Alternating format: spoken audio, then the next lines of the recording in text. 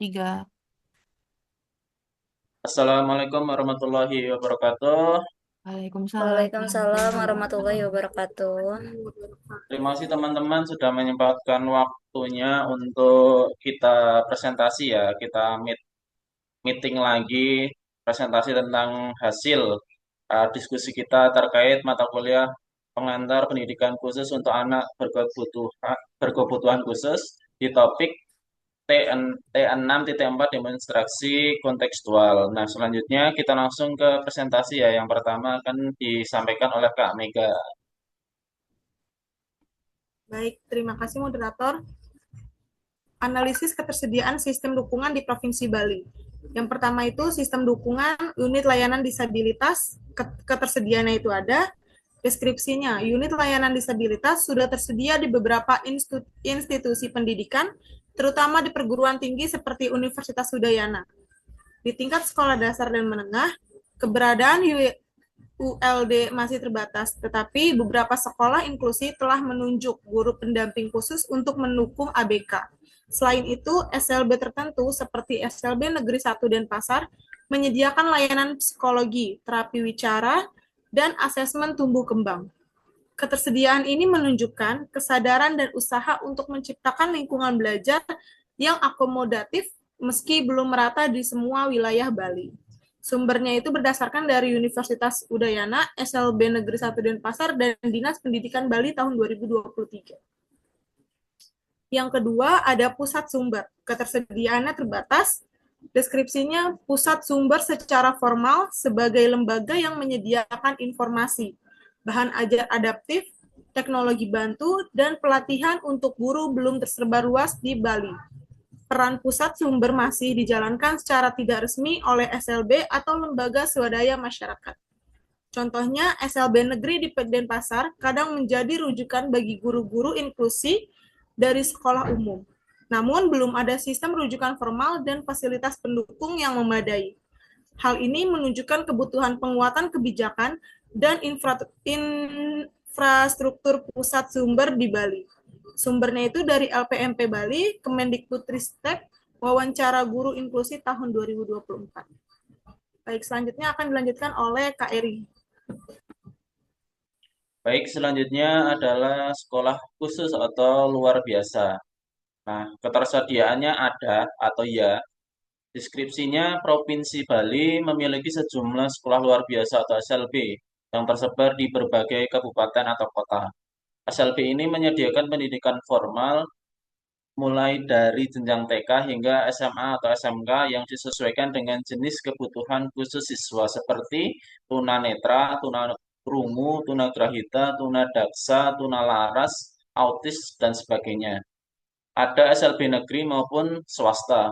Kurikulum dan metode pengajaran disesuaikan untuk memenuhi kebutuhan spesifik ABK. Seringkali mencakup pengembangan keterampilan hidup.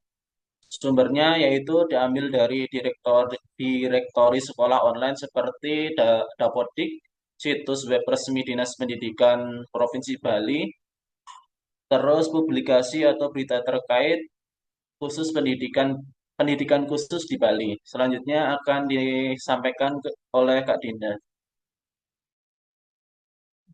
Selanjutnya, sistem dukungan dari dunia usaha atau dunia industri, ketersediaannya itu terbatas atau tidak langsung. Dukungan dari aspek dunia usaha atau industri bagi ABK di Bali belum memiliki sistem yang masif dan terstruktur secara langsung dalam hal penyerapan tenaga kerja umum. Dukungan lebih sering muncul dalam bentuk program pelatihan vokasi di beberapa SLB atau lembaga kursus non-formal yang bertujuan membekali ABK dengan keterampilan siap kerja. Inisiatif dari yayasan atau organisasi disabilitas yang bekerja sama dengan pemerintah daerah, dinas sosial, dan dinas tenaga kerja untuk memfasilitasi pelatihan atau mencari peluang kerja bagi disabilitas, termasuk ABK yang sudah dewasa. Mungkin ada inisiatif Corporate Social Responsibility atau CSR yang dari perusahaan tertentu. Namun sifatnya sporadik dan tidak mencakup semua jenis serta tingkatan ABK. Sumbernya dari LPMP Bali, Kemendikbudristek, wawancara guru inklusi tahun 2024. Selanjutnya akan disampaikan oleh Siti Khadijah. Baik, Yang selanjutnya di sini ada organisasi masyarakat sipil. Ketersediaannya ada, deskripsinya yaitu Yayasan Peduli Kemanusiaan YPK Bali adalah organisasi nirlaba yang didirikan pada tahun 2001 untuk memberikan rehabilitas kepada masyarakat Bali yang memiliki disabilitas dan yang tidak mampu mengakses fasilitas layanan kesehatan formal. Klien YPK mendapatkan pelayanan fisioterapi dan juga dukungan psikologi dan emosional tanpa dipungut biaya. Jenis pelayanannya adalah sebagai berikut. Yang pertama yaitu rehabilitas fisik dan terapi. Memberikan layanan fisioterapi dan terapi okupasi untuk meningkatkan kemandirian dan fungsi motorik anak. Pendidikan nonformal. Menyediakan program edukasi informal bagi ABK dan tidak bisa bersekolah secara formal dengan fokus pada keterampilan dasar dan sosial. Yang ketiga yaitu ada klinik keliling menjangkau ABK di daerah terpencil melalui layanan rehabilitas keliling, program Bali Rungu, menyediakan pemeriksaan pendengaran, rujukan THT, dan alat bantu dengar untuk anak-anak dengan gangguan pendengaran. Tempat tinggal sementara, yaitu fasilitas akomodasi sementara bagi ABK dan keluarganya selama menjalani rehabilitas intensif. Inovasi digital, menyediakan terapi online selama pandemi agar ABK tetap mendapatkan layanan dari rumah. Sumbernya yaitu dari website YPK Bali. Selanjutnya akan dijelaskan oleh Kak Parsela. Baik, terima kasih.